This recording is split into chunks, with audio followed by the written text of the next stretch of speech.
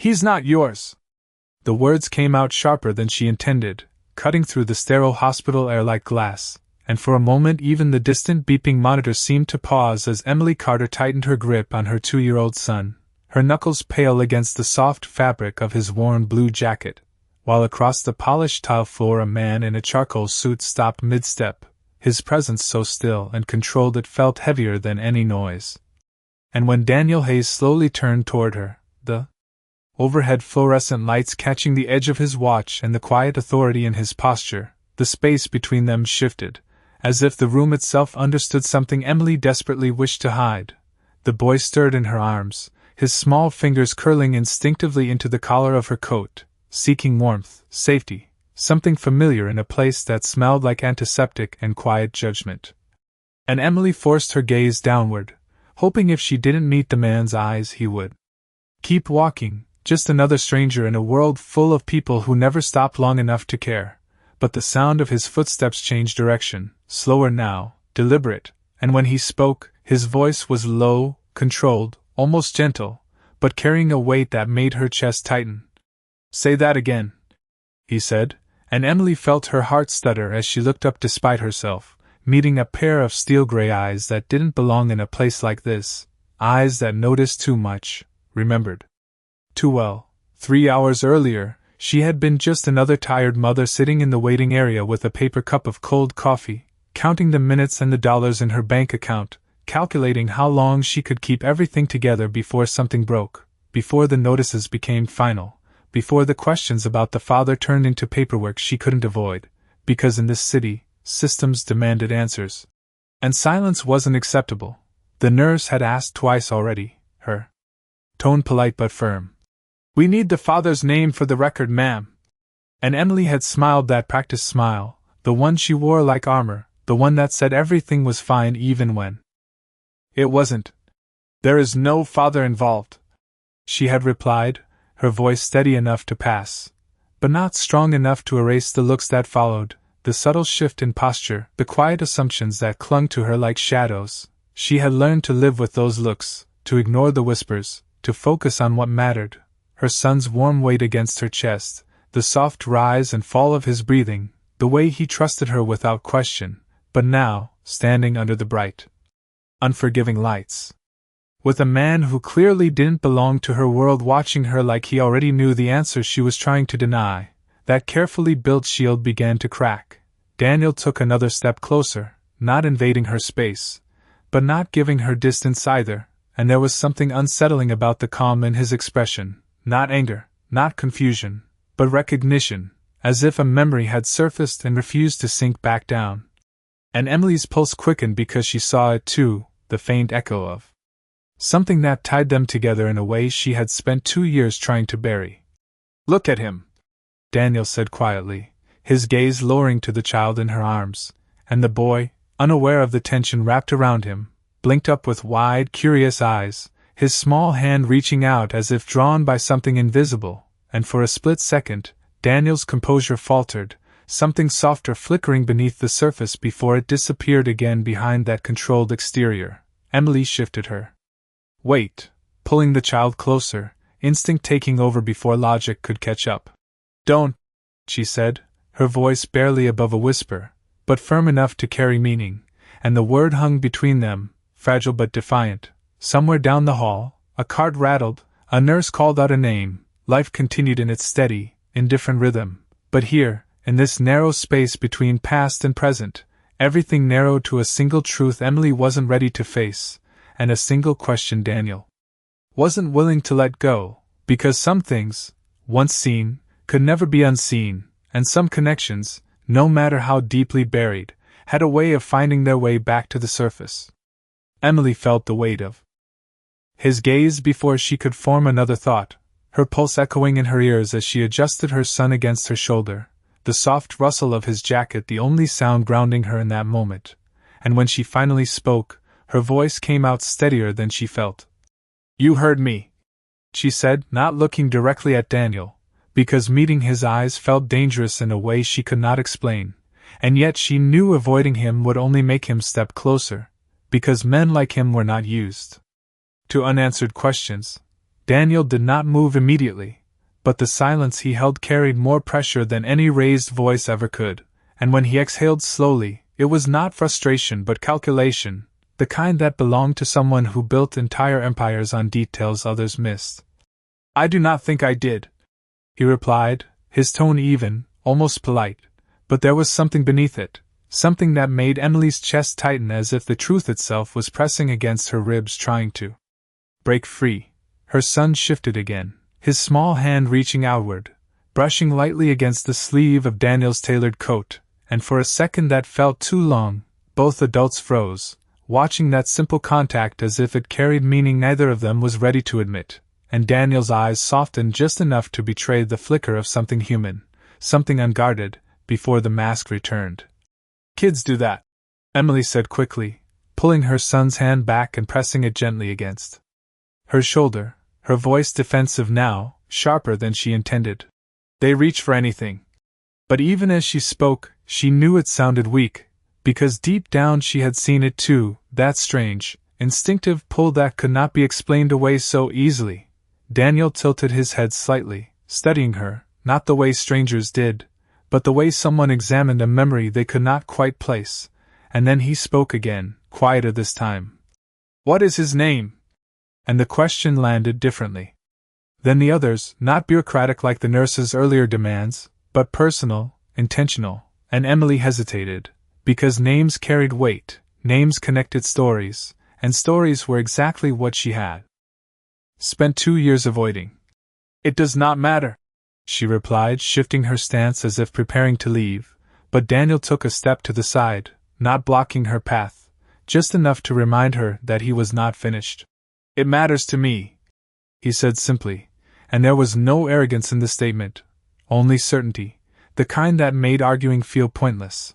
Around them, the hospital continued its quiet rhythm, announcements overhead, footsteps echoing down the hall, a nurse pushing a cart past them without a second glance, yet Emily felt as if the entire world had narrowed to this one conversation she could not escape, and for the first time since he had approached her, doubt crept in, not about what she had said, but about whether she could keep saying it if he kept asking. "Noah," she finally whispered, the name slipping out before she could stop it, and the moment it left her lips, she regretted it, because she saw the way Daniel's expression changed, subtle but unmistakable, like a piece of a puzzle falling into place, his gaze lowering to the child again, more carefully now, more deliberately, and Emily's breath caught as she realized she had just given him something she could not take back. Daniel nodded once, almost to himself, as if confirming a thought he had not yet spoken aloud, and then he looked at her again, his voice softer now, but carrying an edge that made her heart race. "Noah," he repeated, testing the name as if it belonged somewhere in his past, and Emily shook her head quickly, stepping back. "Do not do that," she said, her voice trembling despite her effort to stay composed. "Do not act like you know anything about him." Because the truth was, he did not, he could not, and she had made sure of that. But Daniel did not argue, did not push, instead he reached into the inner pocket of his coat and pulled out his phone, his movements calm, almost casual, yet every instinct in Emily's body told her this was the moment everything would change. "I am not acting," he said quietly as he glanced at the screen, then back at her. "I am making sure." And the words hung in the air, heavy with implication, as Emily felt a cold wave of realization wash over her, because whatever distance she had tried to create between their worlds was disappearing with every passing second, and this time, there was no easy way to walk away. Emily's breath caught the moment Daniel's thumb hovered over his phone screen, her mind racing ahead of what he might already be setting in motion, and she felt a sudden, urgent need to stop it, to interrupt whatever quiet investigation he was about to begin before it reached places she had spent years carefully avoiding. "You do not need to do that," she said quickly, stepping forward despite herself, her voice low but edged with something close to panic. "There is nothing to check." "But..." Daniel did not flinch, did not even glance down at the device again as if the decision had already been made the second he heard the name Noah, and when he finally slipped the phone back into his pocket without pressing anything, the gesture was somehow more unsettling than if he had used it, because it meant he did not need confirmation yet, not from a screen, not from data. He was working from instinct now, from memory. And that was something Emily could not control. "You are right," he said, calmly, his eyes returning to her with that same steady focus. "I do not need to do that." And the slight shift in his tone made her stomach tighten, because she understood what he was really saying, that whatever answers he was looking for were already forming in his mind, piece by piece, and she had just handed him another one without meaning to. Emily adjusted Noah in her arms again, pressing a soft kiss to the top of his head as if grounding herself in the only truth she trusted, his quiet presence, his warmth, the simple reality that he was hers, completely and without question, regardless of what anyone else might claim, and she forced her voice to steady as she spoke again. "We are leaving," she said more firmly this time, turning slightly toward the hallway as if the act itself could make it true, but Daniel's voice followed her, not raised, not demanding, just certain. "You can leave the building," he said, "but you cannot leave the question." And the words stopped her in place, because they were not a threat, not exactly, but they carried a weight that felt heavier than anything spoken out loud. Noah stirred, letting out a small, sleepy sound, and his tiny fingers curled into the fabric of Emily's sweater, anchoring her in a way nothing else could, and she closed her eyes for a brief second, gathering what little composure she had left before turning back to face Daniel again. Because she knew walking away without answering would only make him follow, not physically perhaps, but in every other way that mattered. "You do not understand," she said, her voice quieter now, not defensive but tired, the kind of exhaustion that came from carrying something alone for too long. "There are things you cannot fix with money or influence or whatever it is you are used to using." And for the first time since this confrontation began, Daniel's expression shifted in a way that was harder to read, not softer, not harsher, just more present, as if her words had reached somewhere deeper than she intended. "I am not trying to fix anything," he replied, and there was a sincerity in his voice that made her hesitate, because it did not sound like the rehearsed confidence of a man who controlled outcomes. It sounded like something else, something quieter. "I am trying to understand." And that word lingered between them, unfamiliar and disarming, because understanding required patience, and patience meant he was not going anywhere. Emily let out a slow breath, her shoulders lowering just slightly as the fight drained out of her posture, replaced by something more complicated, something closer to fear than anger, and she shook her head, almost to herself. "Understanding will not change anything," she murmured, but even as she said it, doubt crept in, because she could see it now, the way his attention had narrowed completely onto them, onto Noah, onto every small detail that might confirm what he was beginning to suspect, and she realized with a quiet, sinking certainty that this moment was no longer just about a question asked in a hospital hallway. It was the beginning of something she could not easily stop. Daniel took one final step back, not retreating, just creating space, his hands relaxed at his sides, his posture open in a way that felt intentional, as if he was giving her the illusion of control while holding on to something far more significant. And when he spoke again, his voice was calm, almost gentle, but unshakably firm. "Then let me decide that," he said, and Emily felt the ground shift beneath her in a way she could not explain, because for the first time since she had spoken those words, since she had tried to close the door on a past she had buried, she understood that it was no longer just her decision to make. Emily stood there for a second longer than she should have, her body caught between leaving and staying, between protecting the life she had built and facing the one she had left behind, and the weight of Daniel's last words lingered in the air, not loud, not forceful, but steady enough to follow her even as she turned and began walking down the hallway, her steps quick but not quite steady, the rubber soles of her worn sneakers squeaking faintly against the polished floor, as if the building itself refused to let her leave unnoticed. Noah shifted in her arms, his head resting against her shoulder, his small breath warm against her neck, completely unaware of the storm forming around him, and Emily tightened her hold just slightly, pressing him closer as if distance alone could keep him safe, as if moving fast enough could outpace whatever Daniel had already set into motion, but she knew better. Because men like him did not chase loudly, They moved quietly, efficiently, in ways that reached you long after you thought you had escaped. Behind her, she could feel it without turning, the absence of footsteps, the absence of pursuit, and somehow that was worse, because it meant he was not reacting, he was planning, and that kind of patience was far more dangerous than anger.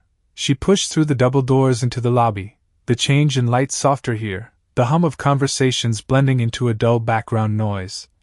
And for a brief second she allowed herself to believe she could disappear into it, just another face, another tired mother carrying a child through a place full of strangers who did not look twice. But as she approached the exit, a voice stopped her again, not Daniel's this time, but a nurse calling her name. "Ms. Carter!" And Emily froze, her shoulders tensing instinctively before she turned halfway, forcing a small, polite smile that did not reach her eyes. "Yes," she replied, her voice controlled, and the nurse stepped closer, holding a clipboard, her expression professional but firm. "We still need to complete your intake information before you leave, including the father's details." And the words hit harder this time, not because they were new, but because they now carried a weight they had not just minutes ago, and Emily's gaze flickered briefly toward the hallway behind her before returning to the nurse. "I already told you," she said quietly, but there was less certainty in her tone now, less finality, as if the truth itself had begun to shift under pressure. The nurse hesitated, glancing down at the form, then back up. "I understand, but the system requires," she began. And Emily closed her eyes for a brief second, exhaling slowly, trying to hold on to the version of reality she had maintained for so long, the one where this question had only one answer, simple, contained, safe. But before she could respond again, another presence entered the space beside her, not abrupt, not intrusive, just there, and she did not need to look to know it was him. Daniel stood a few feet away. Not close enough to crowd her, but close enough that his presence changed the balance of the conversation, and when he spoke, his voice was calm, measured, carrying just enough authority to shift the nurse's attention immediately. "That will not be necessary right now," he said, and the nurse blinked, momentarily caught off guard. "Sir, hospital policy," she began, but Daniel met her gaze with a quiet confidence that did not need to raise itself to be understood.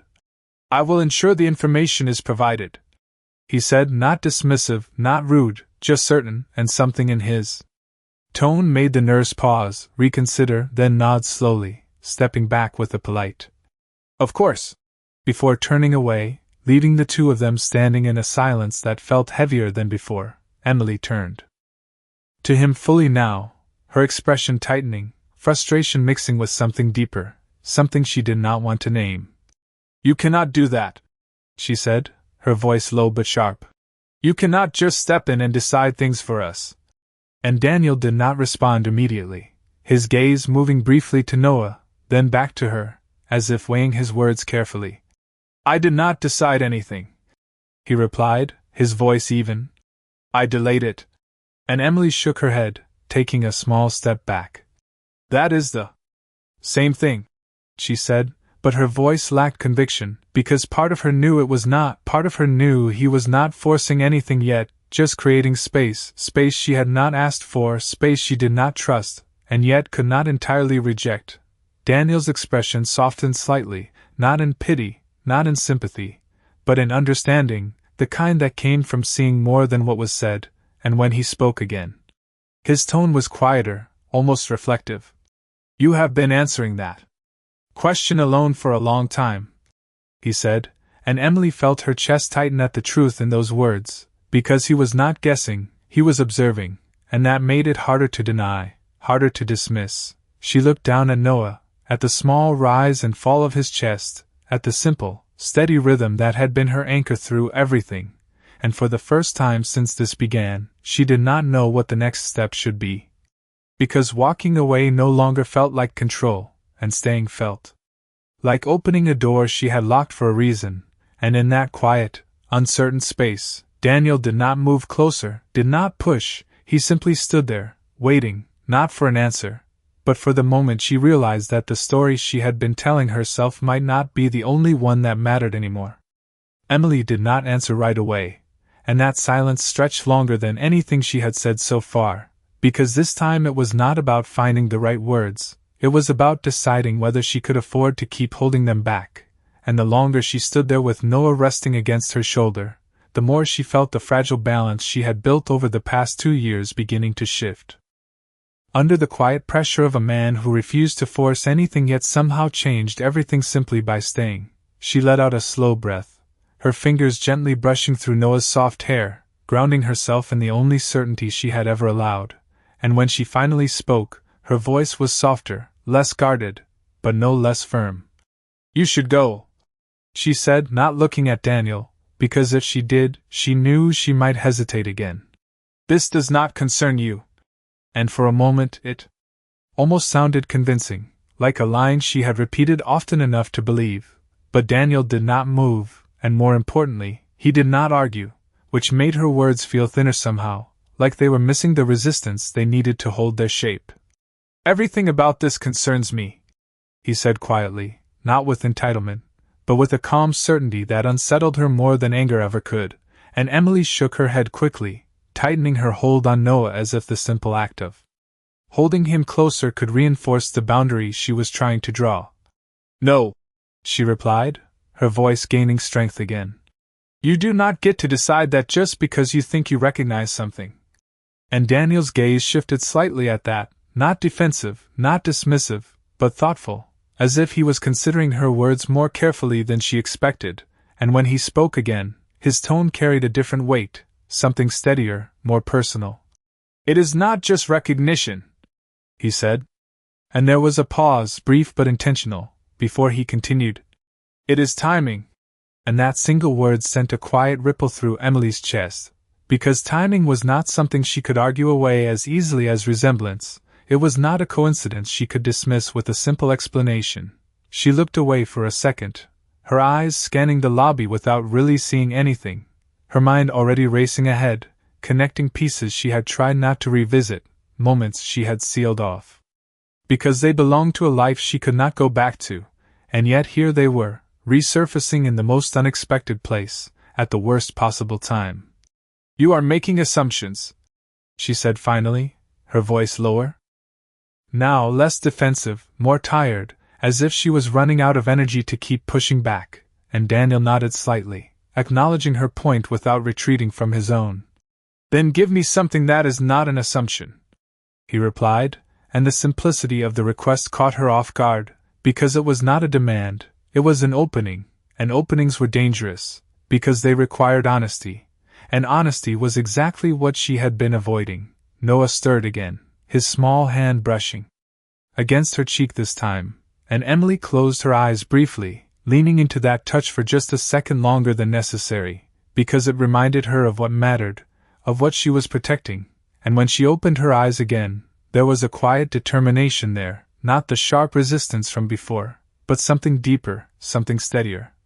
"You do not understand what you are asking," she said, her voice calm but firm, and Daniel held her gaze without interruption, waiting, giving her space to continue if she chose to, and after a moment, she did, not because she wanted to, but because she could feel that silence would only push him further. "If you are right," she said slowly, choosing each word with care, "then this is not just about you." And Daniel's expression shifted slightly, not surprised, not confused, but attentive, as if he had been expecting something like this. "It is about him," she added, glancing down at Noah, her voice softening in a way it had not before. "And everything that comes with being connected to you." And there it was, not the full truth, not yet, but enough to change the direction of the conversation, enough to show that her resistance was not rooted in denial alone, but in something far more complicated, something tied to fear, to protection, to a past that had consequences she was still living with. Daniel absorbed her words without immediate response, his posture still, his expression thoughtful, and when he finally spoke, his voice was quieter than before, almost reflective. "Then help me understand that," he said, and for the first time since this began, Emily hesitated not because she wanted to escape, but because she did not know if she could explain something she had never fully put into words herself, and in that moment of uncertainty, she realized that the question he was asking was no longer something she could ignore, because whether she answered it or not, it had already begun to change everything. Emily swallowed slowly, her throat tightening as she felt the weight of his words settle deeper than she expected, because this was no longer just a confrontation she could dismiss or outrun, it was becoming something else entirely, something that required her to explain the part of her life she had carefully sealed away, and for a moment she said nothing. Her fingers absent-mindedly tracing small circles on Noah's back as if she could draw strength from the simple rhythm, the steady rise and fall of his breathing anchoring her in a reality that had always been hers alone, until now. The lobby noise faded into the background again, voices blending into a low hum, footsteps passing without pause, and Emily realized how strange it was that in a place filled with people, this moment felt isolated, as if the world had stepped aside to let something unfinished finally surface, and when she finally spoke, her voice carried a quiet heaviness, not defensive, not sharp, but tired in a way that could not be hidden. "You remember a moment," she said slowly, her eyes not quite meeting his. "But you do not remember what came after." And Daniel's expression shifted almost imperceptibly, not because he disagreed, but because the statement landed closer to something he had already begun to suspect, and he did not interrupt, did not push, he simply listened, which somehow made it harder for her to stop. "People like you," she continued, her tone soft but deliberate. "You move on fast. You have to, it is part of how you survive in your world, decisions, deals, flights, meetings, everything keeps going forward." And for a brief second, something flickered in Daniel's eyes, not offense, not denial, but recognition, as if he knew there was truth in that even if he had never said it out loud, and Emily exhaled slowly before continuing. "But some moments do not move on," she said, her voice lowering slightly. "Some moments stay, whether you want them to or not." And her hand stilled against Noah's back, her fingers tightening just slightly as if the memory itself had a physical weight. Daniel shifted his stance, not stepping closer, but grounding himself in the space between them, his attention unwavering now, more focused than before, because this was no longer about guessing, it was about understanding something he had not fully seen yet, and when he spoke, his voice was quieter, more careful. "Then tell me what I missed," he said, and the simplicity of the request made Emily hesitate again, because it sounded so easy, like a story that could be explained in a few sentences, when in reality it was made up of decisions, fears, and consequences that had shaped everything that came after. She shook her head slightly, almost to herself, a faint, humorless breath escaping her lips. "It was not just one thing," she said. "It was everything that followed." And she finally looked at him fully now, her eyes steady but carrying something deeper, something unresolved. "I tried to find you," she added, and those 5 words changed the air between them instantly, because they shifted the narrative from avoidance to effort, from silence to something more complicated, and Daniel's expression stilled completely, the calm certainty replaced for the first time by something else, something sharper, more immediate. "When?" he asked, the word quiet but urgent, and Emily's gaze dropped briefly before returning to him. "Weeks later," she replied. "I went back to the place we met. I asked around. I looked for anything that could lead me to you." And she paused, the memory clearly still close enough to affect her. "But you were already gone," she said simply, and Daniel's jaw tightened slightly, not in anger, but in realization, because timing again, the one thing neither of them could control, had already shaped the outcome long before this moment. "And then I found out," Emily continued, her voice softening as she glanced down at Noah, her expression shifting into something more protective, more personal. "And by then, it did not feel like a choice anymore." And Daniel followed her gaze, looking at the child again, but this time with a different understanding, not just curiosity, not just instinct, but the beginning of connection, and he remained silent, giving her the space to finish, because now he knew this was not about whether he had been told, it was about why she had chosen not to tell him after that. Emily inhaled slowly, steadying herself before the next words. Because they were the ones that mattered most, the ones that explained everything she had done since. I did not know what kind of life you had, she said, her voice calm but firm. But I knew it was not simple, and I knew it was not safe for a child to be pulled into it without understanding what it meant. And Daniel's eyes narrowed slightly, not in disagreement, but in thought, as if he was seeing his own world from a different angle for the first time, not as something he controlled, but as something that could affect someone else in ways he had never fully considered. So I made a decision, Emily finished, her voice steady now, grounded in the choice she had carried for years. Not because I wanted to keep anything from you, but because I needed to protect him. And the final word lingered between them, not as an accusation, not as a defense, but as a truth she had built her entire life around, and for the first time since this began, Daniel did not respond immediately, because what she had given him was not just information, it was context, and context changed everything.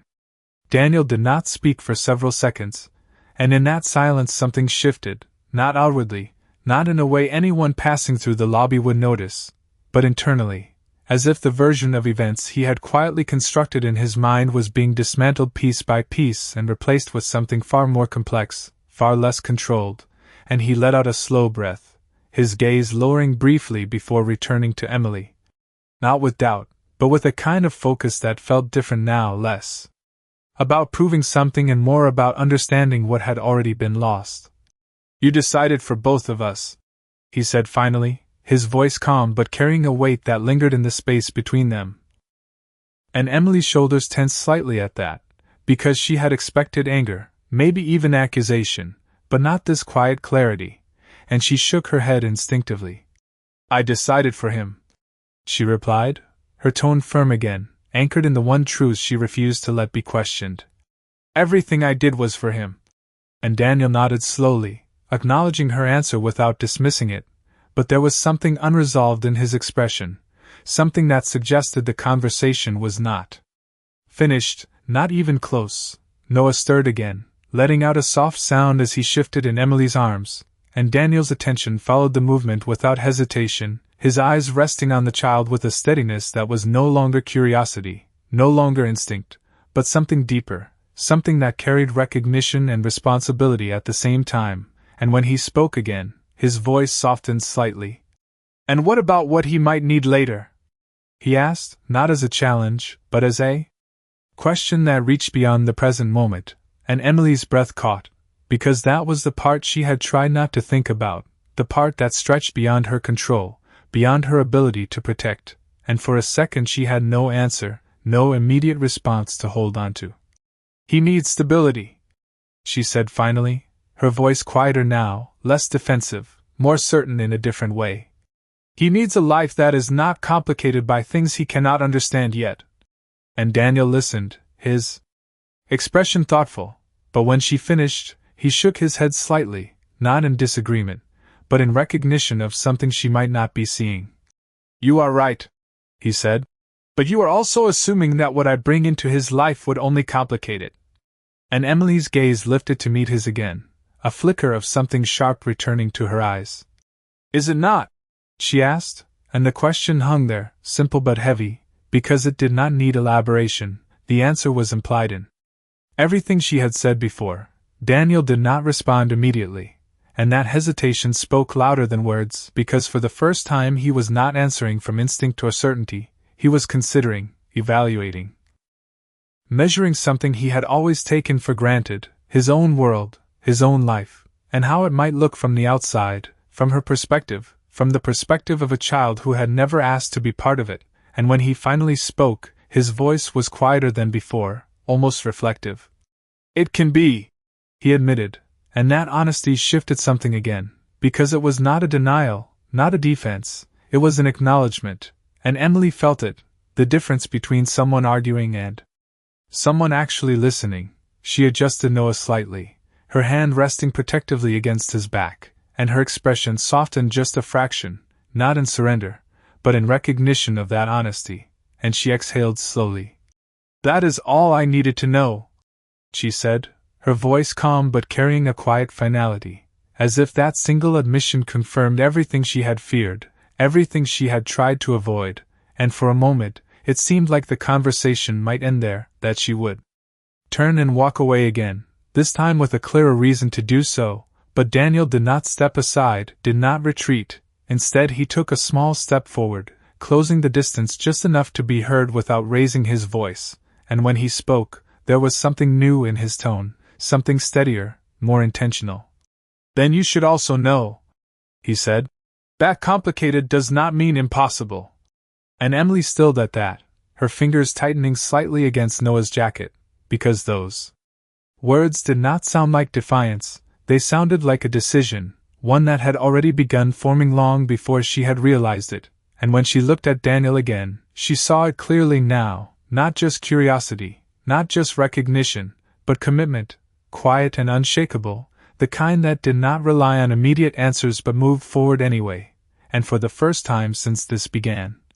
She felt something unfamiliar settle beneath her fear, not relief, not acceptance, but the realization that whatever she had tried to keep separate, whatever boundaries she had built to protect her son, were no longer entirely within her control, because this was no longer just her story to carry alone, and Daniel was no longer just a stranger passing through it. Emily did not respond immediately, and the quiet that followed felt heavier than anything that had been said before, because this time it was not just about what Daniel believed or what she feared, it was about what might come next, and for the first time since this began, she could not predict it, could not control it, and that uncertainty settled deep in her chest as she shifted Noah slightly in her arms, feeling the steady warmth of him against her as a reminder of the life she had built, one careful step at a time, without help, without guarantees, just determination and quiet resilience. You talk like this is something you can solve, she said finally, her voice low but steady, her eyes meeting his again with a mixture of caution and resolve. Like it is just another situation you can step into and fix. And Daniel did not react defensively, did not interrupt, he simply listened, which somehow made her words feel more exposed, more real, and she continued before she could stop herself. But this is not a problem, it is a life, she said, her hand gently pressing against Noah's back as if emphasizing the point. His life. And Daniel's gaze followed that motion again, lingering for a moment on the child before returning to her, and when he spoke, his voice carried something different now, not just calm, not just certainty, but intention.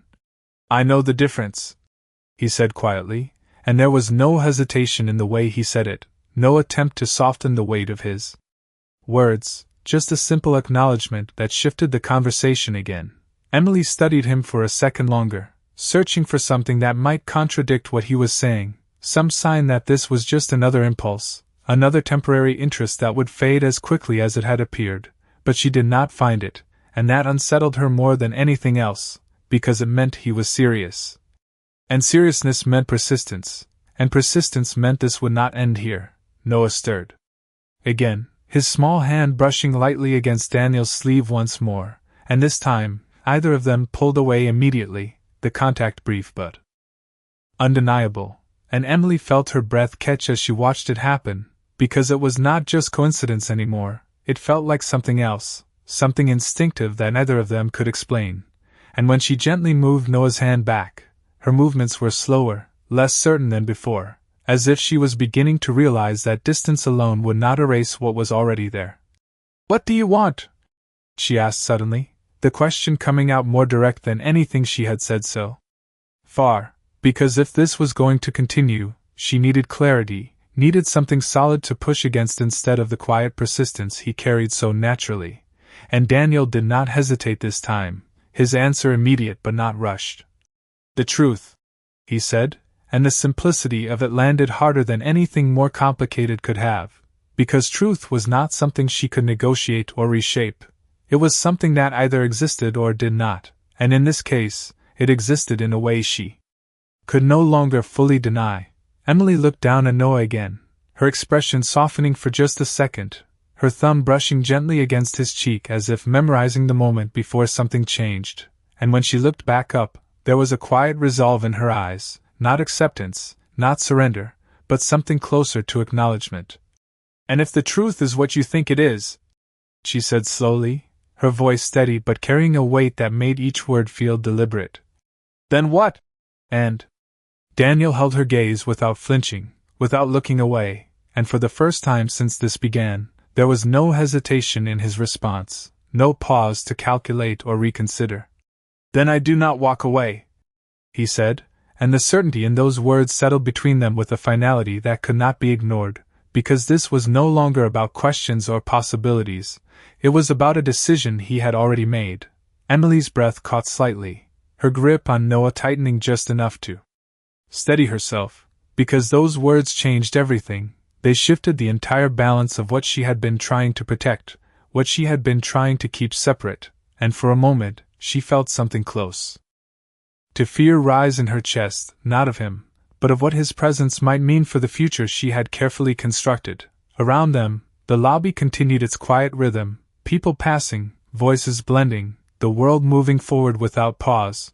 But for Emily, everything had slowed, narrowed to this one moment, this one realization that the path ahead was no longer hers alone to choose, and when she finally spoke again, her voice was softer than before, almost a whisper. "You say that now?" she said, not as a challenge, but as a quiet observation, because she had learned that words were easy in moments like this, easy when nothing had been tested yet, and Daniel did not argue, did not defend himself, he simply nodded once, acknowledging the truth in what she said, and then added, his voice steady, unwavering. "And I will still say it when it matters." And something in that promise, quiet and unforced, lingered in the space between them, not as a guarantee, but as a beginning neither of them had planned for, and neither of them could ignore any longer. Emily felt the quiet weight of his promise settle deeper than she expected, not because it was loud or dramatic, but because it was steady, and steady things were harder to ignore than fleeting emotions, and for a moment she simply stood there, her thoughts moving faster than her ability to sort through them, because this was no longer about denying or deflecting. It was about deciding what she was willing to risk by letting this continue. Noah shifted again, letting out a soft murmur as his head rested more comfortably against her shoulder, completely unaware that his small existence had just rewritten the direction of two lives, and Emily closed her eyes briefly, pressing her cheek gently against his hair, drawing in a slow breath as if she could hold on to this version of reality just a little longer before it changed. When she opened her eyes again, her gaze found Daniel's, and there was something different there now. Not just resistance, not just fear, but a quiet calculation of her own, as if she was beginning to consider not just how to protect Noah from him, but whether she could protect Noah from what might happen if she continued to keep him away. "You are asking for something that cannot be undone," she said slowly, her voice steady but carrying a gravity that made each word feel deliberate. "Once you know, once you are part of this, there is no going back to before." And Daniel did not hesitate, did not soften his stance, he simply nodded once, acknowledging the truth in her words without stepping away from them. "I am not looking to go back," he replied, his tone calm but firm, and there was something in that response that made Emily pause, because it was not about curiosity anymore, it was about commitment, and commitment was not something she could easily dismiss. She shifted her weight slightly, her free hand tightening around the strap of her bag as if grounding herself in something familiar, something she could control, and for a moment she looked past him, toward the glass doors of the hospital entrance. The late afternoon light filtering through, soft and distant, offering an exit she could still take if she chose to, but the longer she stood there, the more she realized that walking away now would not end this, it would only delay it, and delay had already shaped too much of her life. "You think you can just step into his world," she said quietly, her eyes returning to Noah for a brief second before lifting back to Daniel. "But you do not know what that actually means." And Daniel listened, his posture still, his attention unwavering, not interrupting, not correcting, just allowing her to speak, and that silence gave her the space to continue. "It means questions," she said. "It means attention, it means people noticing things they should not, asking things they do not need answers to." And her voice tightened slightly, not out of anger, but out of memory, because she had imagined those possibilities before, had turned them over in her mind enough times to know they were not simple concerns, they were realities she had chosen to avoid. Daniel exhaled slowly, his gaze lowering for just a second as if he was considering her words carefully, not dismissing them, not minimizing them, and when he looked back up, there was a quiet resolve in his expression. Something that felt less like confidence and more like understanding. "Then I learn," he said simply, and the simplicity of that answer caught her off guard, because it was not a solution, it was a willingness, and willingness was harder to argue against than certainty. Emily studied him for a moment longer, searching for hesitation, for doubt, for anything that might suggest this was temporary, but she did not find it, and that absence unsettled her more than anything else, because it meant he was not reacting, he was choosing, and choices like that did not fade easily. Noah stirred again, his small hand brushing lightly against her collarbone this time, and Emily adjusted him gently, her movements instinctive, protective, and for a second she allowed herself to imagine what this might look like if things were different, if she had not made the choices she did, if he had been there from the beginning, but the thought was brief. Fleeting, because reality had never been built on what ifs. "If you are wrong," she said suddenly, her voice sharper now, as if she needed to anchor herself in uncertainty. "If this is just a coincidence, then you are walking into something that is not yours." And Daniel met her gaze without hesitation, his response immediate but measured. "Then I walk out," he said, and there was no defensiveness in his tone, no need to argue, just a clear boundary that mirrored her own, and for a moment, that balance hung between them, fragile but real. Emily let out a slow breath, her shoulders lowering slightly as the tension shifted into something quieter, more uncertain, and she realized that for the first time since this began, they were no longer standing on opposite sides of an argument, they were standing at the edge of a decision, one that neither of them could fully control, and as she looked at Daniel again, she understood that whatever came next would not just change his life or hers. It would change Noah's, and that was the part that mattered most, the part that made every word, every choice, every step forward feel heavier than anything she had faced before, because this was no longer about protecting the past, it was about deciding the future. Emily stood there longer than she realized, the world around her continuing in its quiet rhythm while something far more significant unfolded in the stillness between them, and for the first time since this began, she did not immediately reach for another reason to resist, another explanation to hold the line she had drawn so carefully, because the truth was, that line had already shifted the moment he chose not to walk away. Noah let out a small sigh in his sleep, his body relaxing further into her arms, completely unaware of the decision forming around him, and Emily felt that familiar protective instinct rise again, strong and immediate, but this time it was accompanied by something else, something she had not expected, the realization that protection did not always mean distance, and that thought unsettled her more than anything Daniel had said so far. "There is a way to know for sure," she said quietly, the words coming slower than usual, as if she was weighing each one before allowing it to exist, and Daniel's gaze sharpened slightly, not with surprise, but with attention, because this was the first time she had moved the conversation forward instead of holding it back. "A test," she continued, her voice steady now, even as her grip on Noah tightened just enough to steady herself. "Simple, medical, nothing complicated." And she paused briefly, her eyes flickering to Noah before returning to Daniel. "It would give you the truth you want." And the moment those words left her lips, the air between them shifted again, heavier now, more real, because this was no longer hypothetical, it was a step, a line that once crossed could not be erased.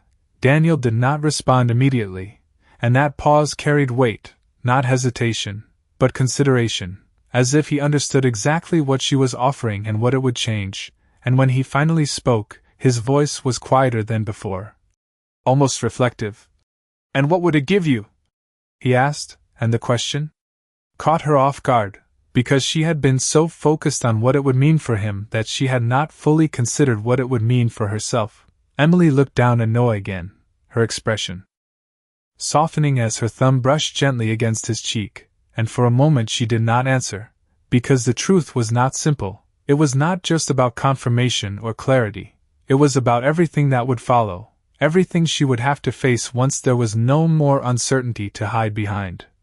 "It would give me a decision I cannot take back," she said finally, her voice quiet but honest, and Daniel nodded slowly, as if that was exactly the answer he expected, because he understood now that this was not just about proving something, it was about changing the structure of her life, the life she had built with careful intention. He stepped slightly to the side, creating a bit more space between them, not retreating, but giving her room to breathe, to think, and when he spoke again, his tone was steady, grounded in something deeper than before. "Then do not make it today," he said, and Emily blinked, surprised by the response, because it was not what she expected, not the urgency, not the insistence, but patience, something that felt almost out of place given everything else about him, and yet somehow fit perfectly in this moment. "You do not have to decide everything right now," he continued, his voice calm, carrying none of the pressure she had been bracing for. "But we both know this is not going away." And there was no threat in the statement, just a quiet truth that settled between them with undeniable weight, because she knew it too, had known it the moment he spoke her son's name out loud.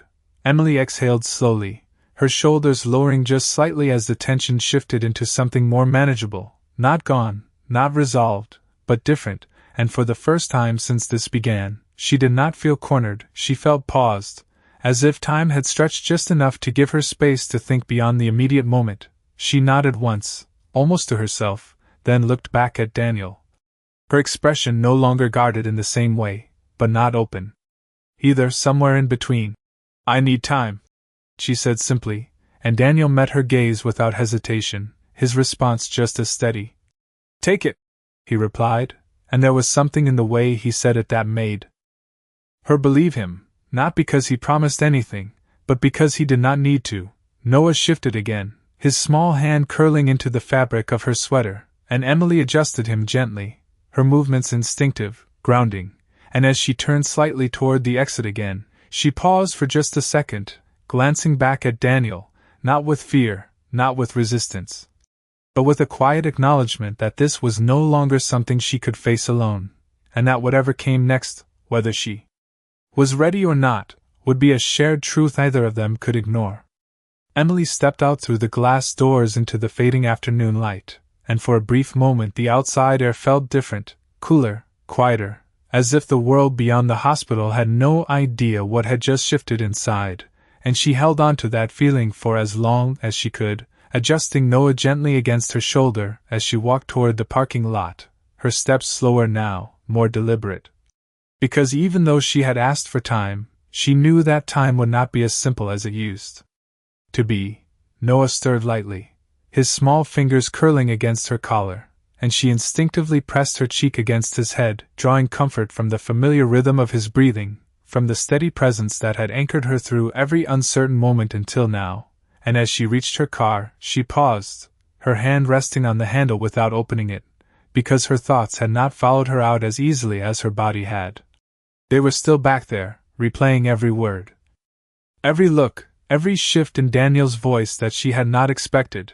She exhaled slowly, closing her eyes for just a second, and in that quiet pause, something she had not allowed herself to consider before began to take shape, not a decision, not yet, but a possibility, one that felt unfamiliar and unsettling in equal measure.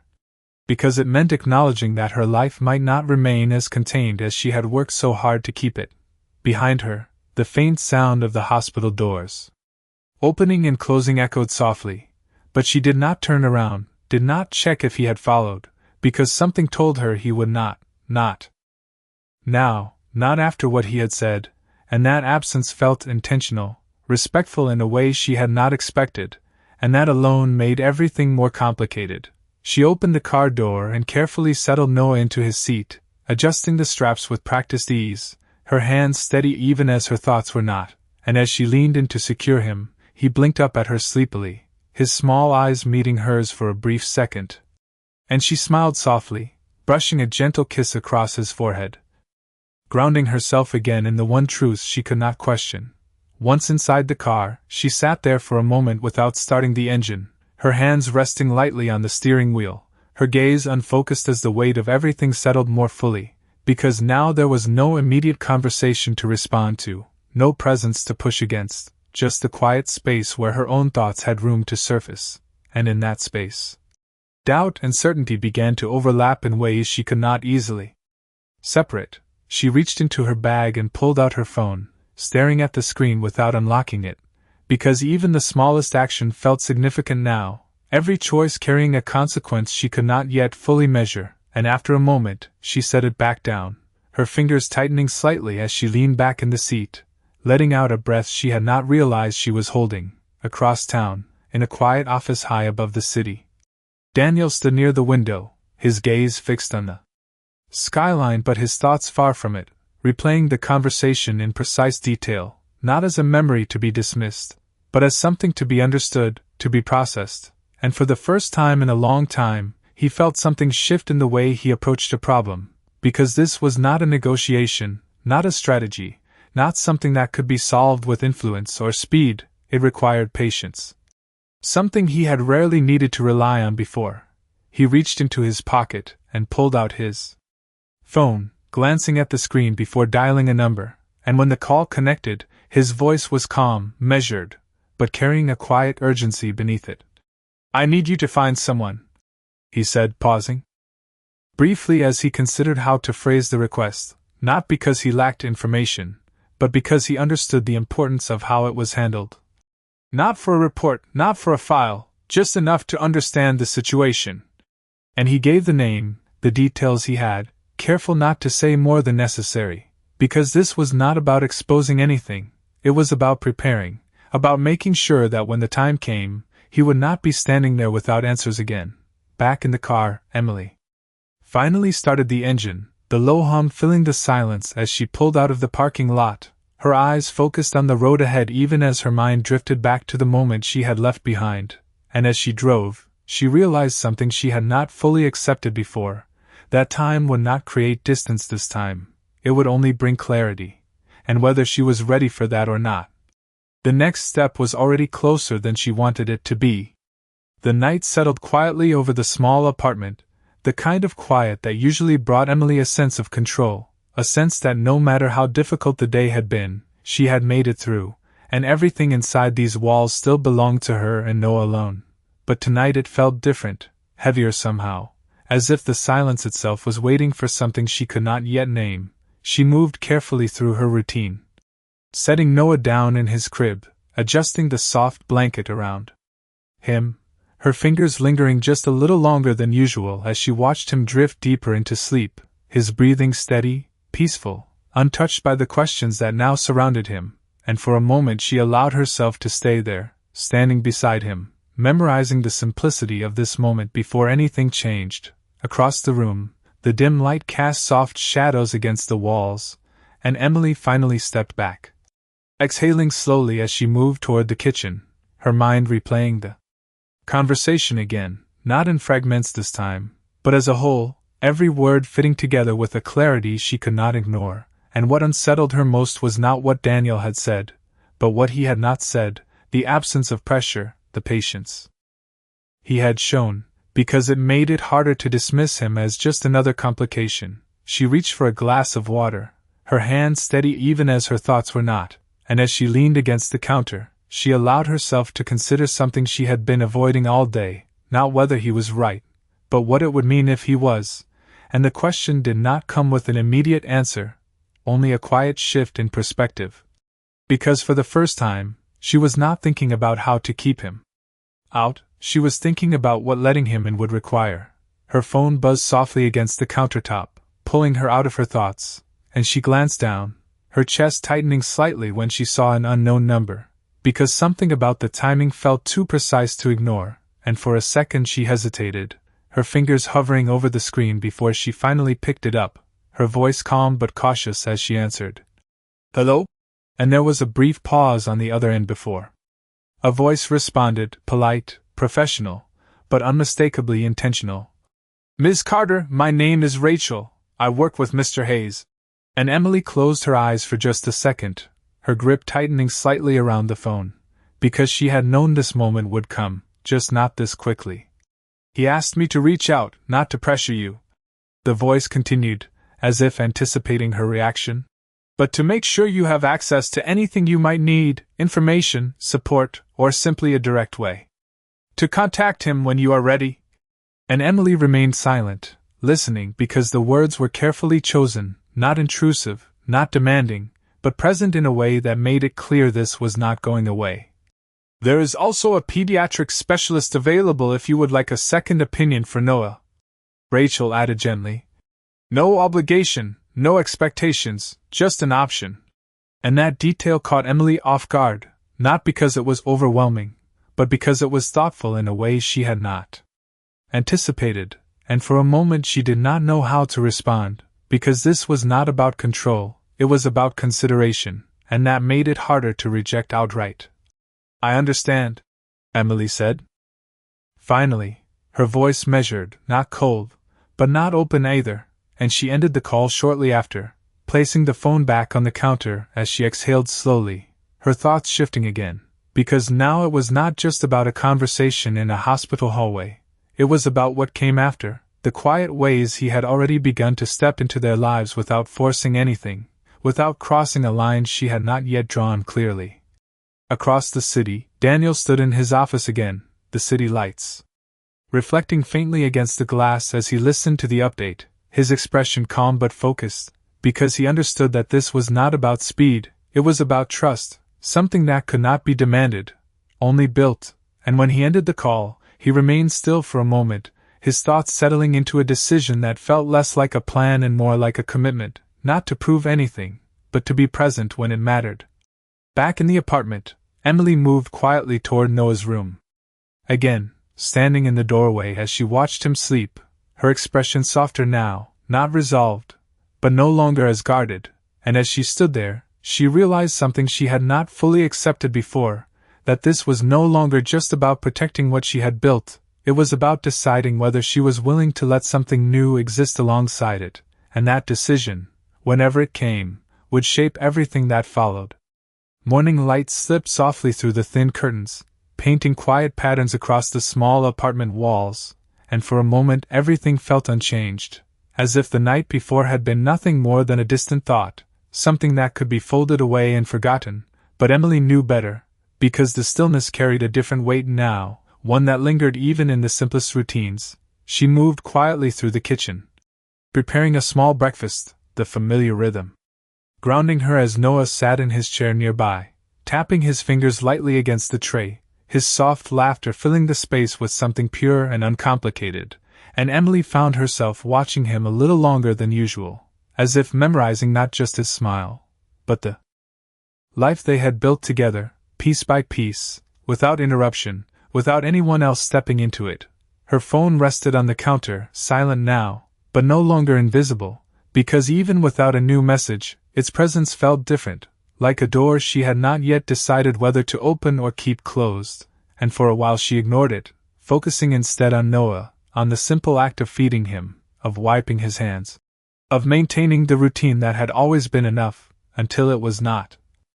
Across the city, Daniel stood in a quieter version of his world, his office untouched by the noise of the outside, yet filled with a different kind of anticipation, not restless, not urgent, but steady, as if he understood that what mattered now would not happen on his timeline, and for once, he did not try to change that. Back in the apartment, Emily finished cleaning up and lifted Noah into her arms, his small hands wrapping around her neck as she held him close, and in that moment she felt the familiar certainty return, the one that had guided every decision she had made, every choice rooted in protecting him, in giving him a life that was stable, predictable, safe. But now that certainty came with a question she could no longer ignore, whether safety always meant keeping things the same, or whether it sometimes meant allowing something new to exist. She walked toward the window, looking out at the quiet street below. People moving through their own routines, unaware of the shift taking place inside her, and as she stood there, she realized that the decision she had been avoiding was not just about Daniel, it was about whether she believed that her life, their life, could expand without breaking. Noah rested his head against her shoulder, his breath warm and steady, and Emily closed her eyes for a brief second, holding on to that feeling before stepping forward, not physically, but mentally, allowing herself to consider what came next without immediately rejecting it. She set Noah down gently in his play area, making sure he was settled before reaching for her phone, her fingers pausing for just a second above the screen before she unlocked it, the hesitation still there, but no longer stopping her. And when she scrolled through her recent calls, she found the number, the one that had reached into her life the night before, and she pressed it before she could change her mind. The line rang once, twice, and then connected, and when she spoke, her voice was steady, not uncertain, not rushed, just clear. "This is Emily Carter," she said, and there was a brief pause on the other end before Rachel's familiar voice responded, calm and attentive. "Ms. Carter, how can I help you?" And Emily took a slow breath, her gaze shifting briefly to Noah as he played nearby, before returning to the window, to the world beyond it.